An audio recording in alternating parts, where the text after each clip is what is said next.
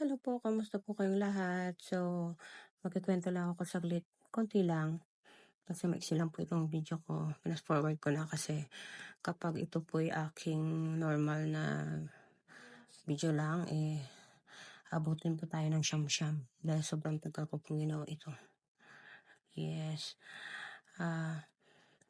Yung asawa ko po lagi siya nagtatanong sa akin, bakit ka nakatulala? Ano problema mo? Ang sabi ko naman, iniisip ko kasi kung ano na naman yung i-design ko sa bulaklak. Diba ang laki ng problema ko? Yan lang po yung iniisip ko, anong design na naman kaya ang gagawin ko? Alam niyo po, natutunan ko lang po ito talaga 11 years ago nung binubuntis ko yung aking bunso. Ito yung nakita ko sa YouTube. Tapos may idea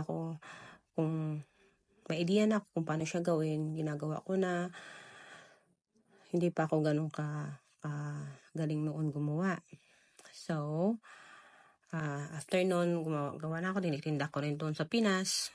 Kahit paano, mga nasa 200, 300, ganon. Tapos, after that, hindi ko na po ginawa. Kasi nga, nanganak na ako, busy na ako sa anak ko. Wala na talaga akong time para gawin yan. Kasi dapat parang tutok ka rin dito. So, after nan, nung pumunta na po kami dito, parang dito ko na lang ulit po naisipan na paano gawin ko kaya ulit ito.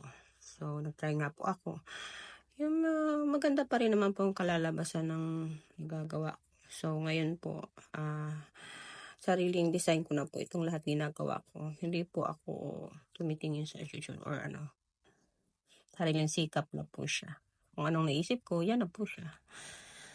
And, di ba po, kulot-kulotin mo lang yung sanga, okay na yan. Char. Thank you for watching.